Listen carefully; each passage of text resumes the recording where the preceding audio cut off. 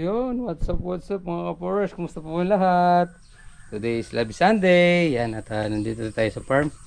So kahapon nakapitas tayo ng sitaw.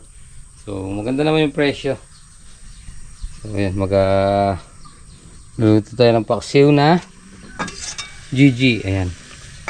Tapos lalagyan natin ng dahon ng dahon ng gabi. Yan. Dito din nag-spray ako, magpapataba habang nagluluto. So yun mga bars, oh. Kain na tayo. Kain po. Bakit? Ganun pa lang, sumasakit na. Hindi lang ako nabutan ng ulan doon sa tulay. Papunta ako dito. Mag-i-spray nga. Lumalagusgus. Nakita ko rito, nangingitim. Balik! Ang magkatapa. Sali na kapit mo ka. Ito na dapat, itong diretso. Sali ko pisana nandun, may kulang na ng pera. Ano? Ginamit mo na naman yung tapito ba? Ito mga cord. Ito mga pakalim mga yan. Yan naman. Hindi, ang yung nalagoy na kahit ang bugang makapal. Pino. Alikabok na eh. Makahook kasi mga yan. Takilid na eh. Yangat na. O sige. Bilisan na nga kung kanina. Hindi man. Wala nga. Oratang tinorta mo. Sandaan lang yata yung binigay. Ewan ko ito din. Alin? Sinasarili niya. Tinor natin. Hala! Akala mo siya lang. Nakakalimutan ko. Puta na. Akala mo siya lang nagtitinor. Hindi. Nakakalimutan ko nga. Ilan na yun? Pangapat na yan. Hindi, basta... Kung ano yung binigay mo. Oo. Mag-abono ko. Lang pang-abono ko.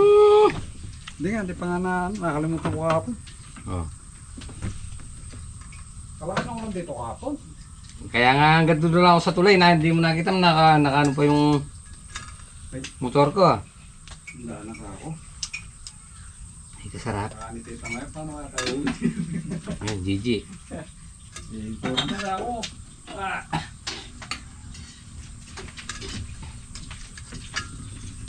Ito ata. Stress na dyan. Hindi pa na ano.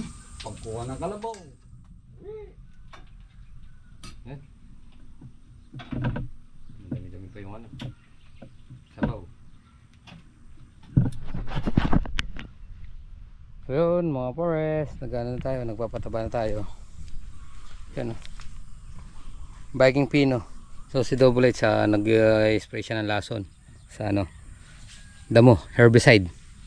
Si Tito Edu na nag-spray ng insecticide. Ay. Kanya-kanya kami ng gawain ngayon.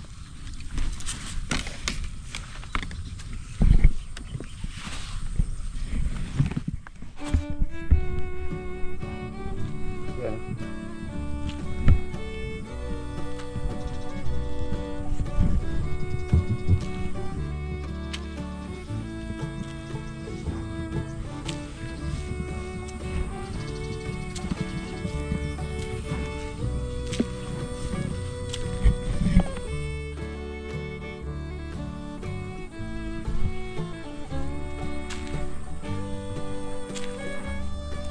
Si Janjan di sumama. Mamaya na siya lulusong kasi nakipaglibing sila.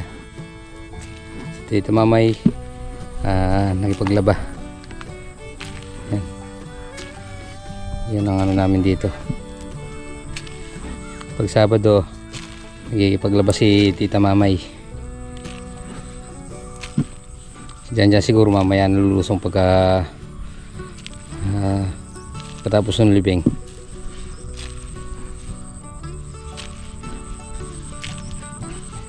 Ano na kulang na sa pataba lipas na.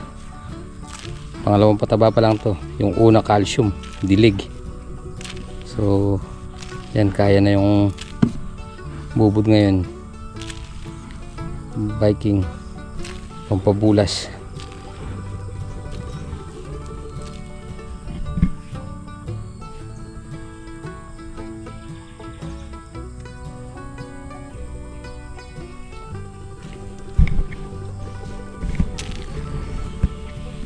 Yun lang.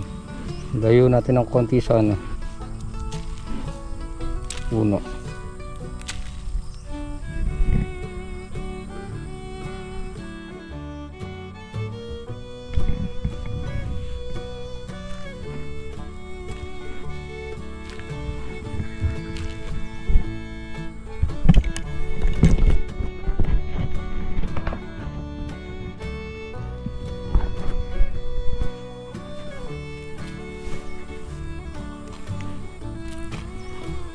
Tsaka yung pinipitasan natin pag may sumobra dito, itatapon natin doon.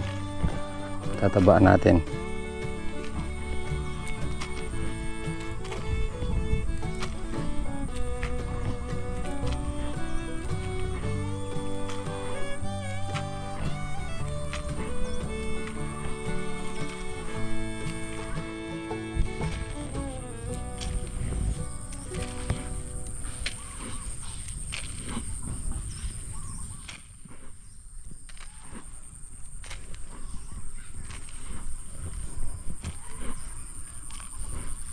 Saka ito mga para sa ano natin, padidiretsuin na lang natin.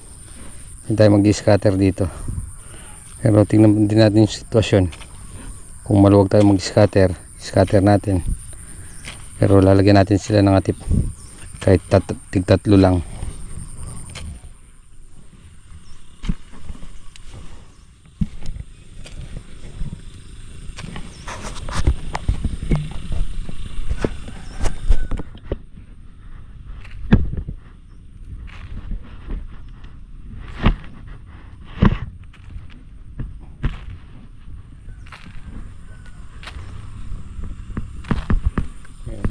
Pa.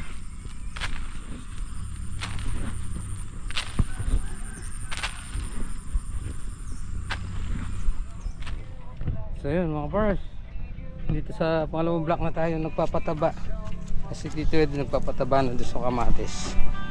Yung isang tray na sili na ano na natin, napataba na rin natin, kulang tayong pataba, tsaka tayo inom.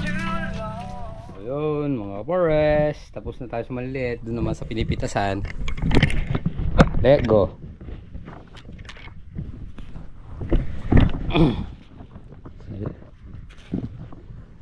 So yun mga bars, ibigyan natin pagkain ng sitaw natin, pinipitasan.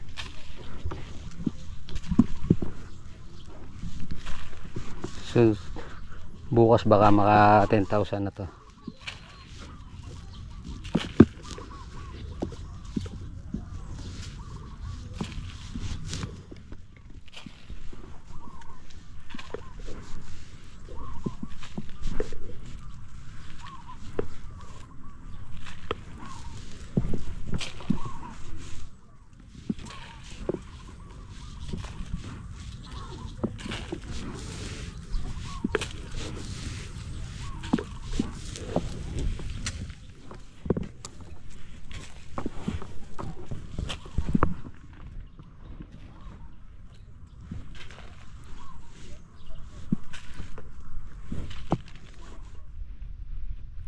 Ayun mga forest, tapos tayong magpataba dito sa maliliit. Yan, tapos din tayo magpataba doon sa pinipitasan natin. Yan, check tayo, hindi natin alam, tingnan natin dito.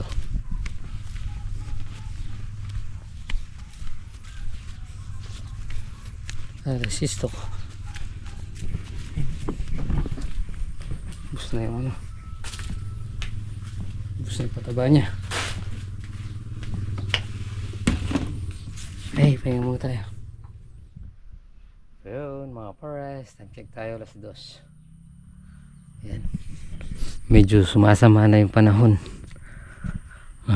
Bukas data yung landfall ng bagyo, type super typhoon pa yata. So yan, tapos na tayo mataba.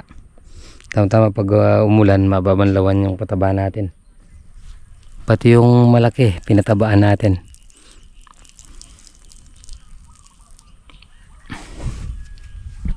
Kape muna tayo.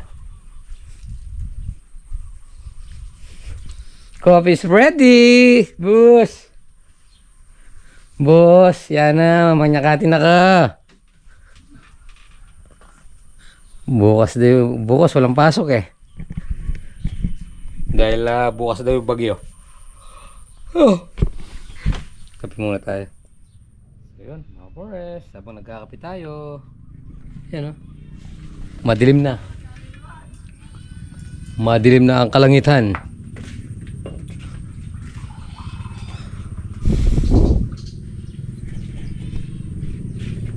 Sundutan tayo kaya tayo ng dito. Malaking damo.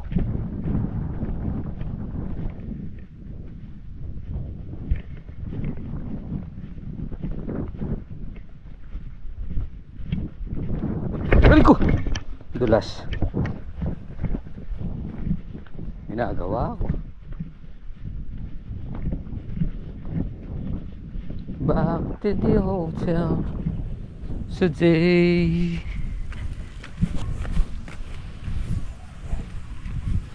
Always somewhere miss you. I'll be back to love you again.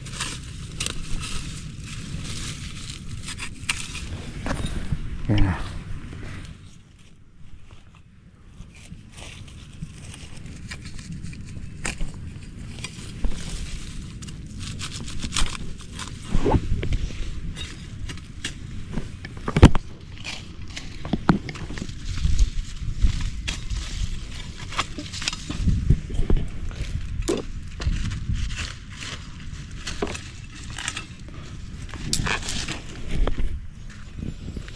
Ang damong matataas.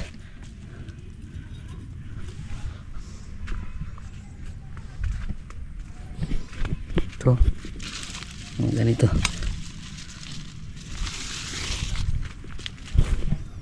Again.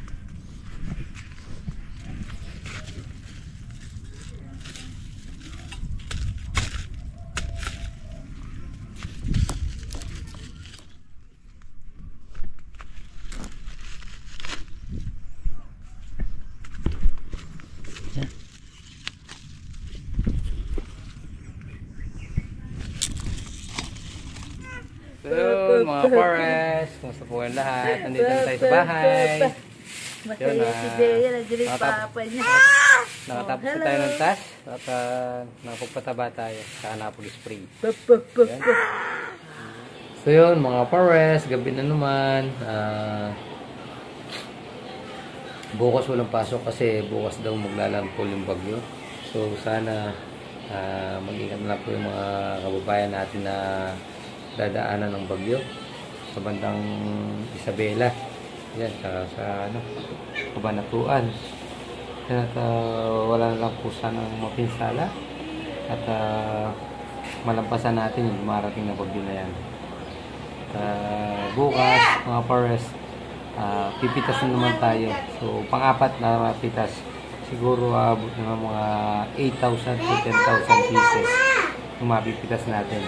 Tapos yung presyo, 90 pesos. So, sana tumaas pa. O kahit na ganun lang, so, salamat pa rin. Yan, siyempre, thanks Lord at dumadami yung pitas. Maganda yung presyo, yan para makabawi tayo. So, makakapag-ipon tayo para pasusupply natin ito sa kasunod na sitaw na maliit. Tapos yung bagong farm natin na Arkila, so hindi pa natin nabubuksan kasi nag-uulan pa. So yun. At medyo malagkit pa gawa nung madamo siya. So spray na namin yung gilid ng tabindaan para hindi na mapagsugaan ng kalabaw kasi kaya din natin yung pinagliliguan ng kalabaw, may tubig-tubig pa syempre, naliligo sila doon, lalalim sila. So okay, kaya may tubig-tubig pa, hindi po makapasukan ng stable. So yan mga forest, tapos na po muna natin dito ating video. Maraming salamat po. Huwag sa mga po, napigat po palagi. God bless you po. Kita kayo po tayo next video. Bye bye.